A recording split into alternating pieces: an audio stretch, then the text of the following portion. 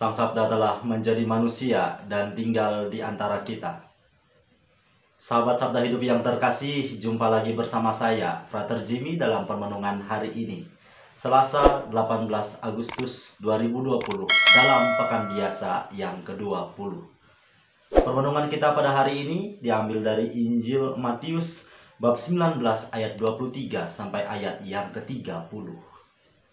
Mari kita hening sejenak, kita mempersiapkan hati dan pikiran kita untuk mendengarkan dan merenungkan sabda Tuhan. Dalam nama Bapa dan Putra dan Roh Kudus. Amin. Semoga Tuhan beserta kita sekarang dan selama-lamanya. Inilah Injil Tuhan kita Yesus Kristus menurut Santo Matius. Dimuliakanlah Tuhan. Yesus bersabda kepada murid-muridnya, "Aku berkata kepadamu, sungguh sukar sekali bagi orang kaya untuk masuk ke dalam kerajaan surga. Sekali lagi aku berkata kepadamu, lebih mudah seekor unta masuk melalui lubang jarum daripada seorang kaya masuk ke dalam kerajaan surga." Mendengar itu gemparlah para murid dan berkata, "Jika demikian, siapakah yang dapat diselamatkan?" Yesus memandang mereka dan berkata, "Bagi manusia hal ini tidak mungkin, tetapi bagi Allah segala sesuatu mungkin." Lalu Petrus berkata kepada Yesus, "Kami ini telah meninggalkan segala sesuatu dan mengikuti Engkau. Jadi apakah yang akan kami peroleh?" Kata Yesus kepada mereka, "Aku berkata kepadamu, sungguh pada waktu penciptaan kembali, apabila Anak Manusia bersemayam di tahta kemuliaannya, kalian yang telah mengikuti Aku akan duduk juga di atas 12 tahta untuk menghakimi ke-12 suku Israel. Dan setiap orang yang demi namaku meninggalkan rumahnya, saudara-saudarinya, bapak atau ibunya, anak-anak atau ladangnya, akan menerima kembali 100 kali lipat dan akan memperoleh hidup yang kekal. Tetapi banyak orang yang terdahulu akan menjadi yang terakhir, dan yang terakhir akan menjadi yang terdahulu." Demikianlah Injil Tuhan. Terpujilah Kristus. Sahabat Sabda Hidup yang terkasih dimanapun Anda berada, salam sehat untuk kita semua. Aku berkata kepadamu, sungguh sukar sekali bagi orang kaya untuk masuk ke dalam kerajaan surga. Sekali lagi aku berkata kepadamu, lebih mudah seekor unta masuk melalui lubang jarum daripada seorang kaya masuk ke dalam kerajaan surga. Para sahabat Sabda Hidup yang terkasih, dalam kehidupan sehari-hari kerap kita mendengar ungkapan bahwa harta kekayaan tidak dibawa mati.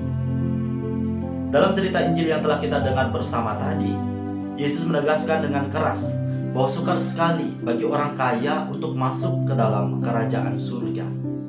Bahkan digambarkan dengan sangat dramatis.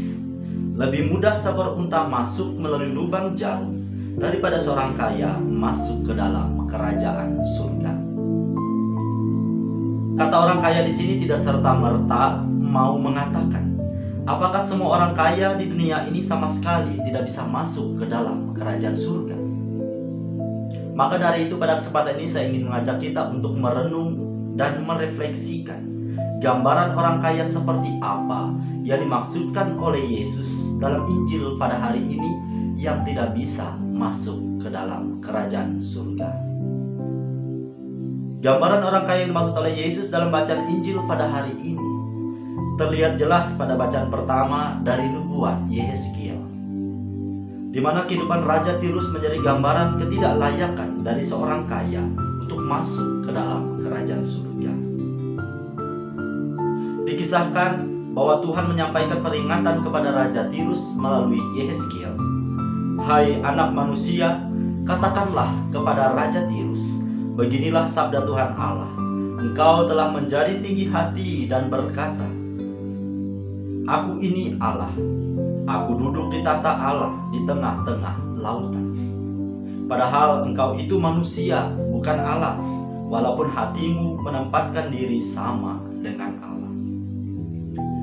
Kekayaan dan kedudukan yang dimiliki Raja Tirus membuat ia menjadi tinggi hati bahkan menganggap dirinya setara dengan Allah. Ia menyingkirkan posisi Allah dalam tatanan kehidupan manusia.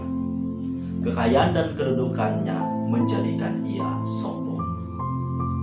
Para sahabat Sabda Hidup yang terkasih, sabda Tuhan yang telah kita dengar bersama melalui nubuat Nabi Yeskiel pada hari ini sekiranya dapat membantu kita untuk mengerti orang kaya seperti apa yang dimaksudkan oleh Yesus yang tidak bisa masuk ke dalam kerajaan surga.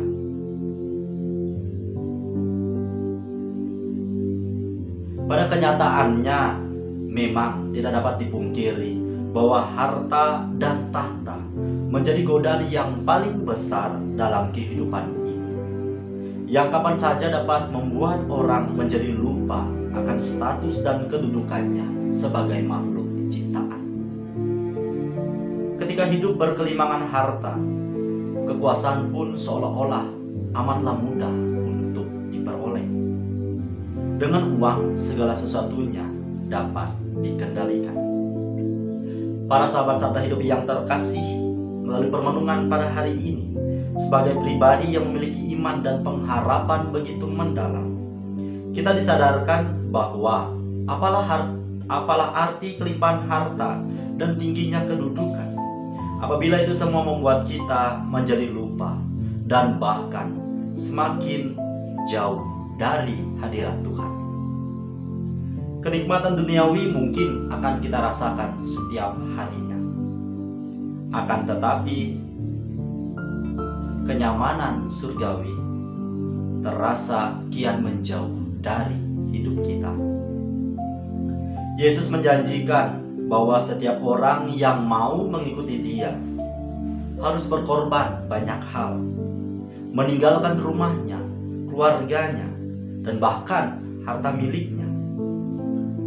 Akan tetapi janjinya kepada mereka yang setia, mereka akan menerima kembali 100 kali lipat dan akan memperoleh hidup yang kekal.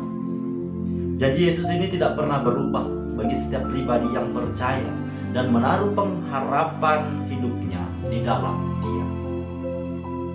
Bukan hanya kelimpahan harta yang Yesus janjikan, melainkan juga kehidupan kekal yang tentunya kita dambakan sepanjang perjalanan hidup kita di dunia ini.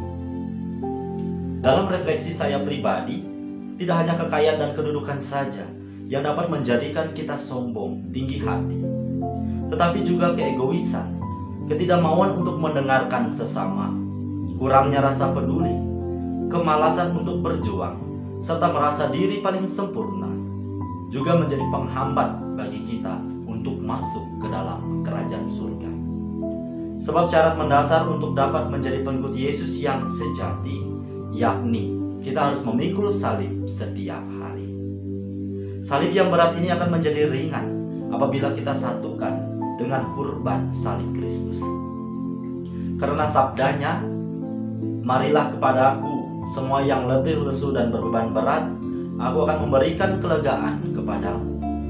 Pikulah kuk yang kupasang dan belajarlah padaku, karena aku ini lemah lembut dan rendah hati, dan jiwamu akan mendapat ketenangan. Sebab kuk yang kupasang itu enak, dan bebanku pun ringan. Para sahabat Sabda Hidup yang terkasih, mari kita pergunakan sebaik mungkin talenta dan segala apa yang kita miliki saat ini sebagai sarana untuk menyalurkan berkat Tuhan di tengah kehidupan bersama setiap hari. Maukah kita membuka diri, berkorban waktu dan tenaga serta segalanya dalam mengikuti Dia di peziarahan hidup ini? Semoga buah-buah permenungan ini dapat mengantarkan kita kepada permenungan pribadi yang kian mendalam. Selamat berefleksi, selamat beraktivitas, salam sehat untuk kita semua. Semoga Allah yang Maha Kuasa memberkati kita, melindungi kita terhadap dosa, dan menghantar kita ke hidup yang kekal dalam nama Bapa dan Putra dan Roh Kudus. Amin.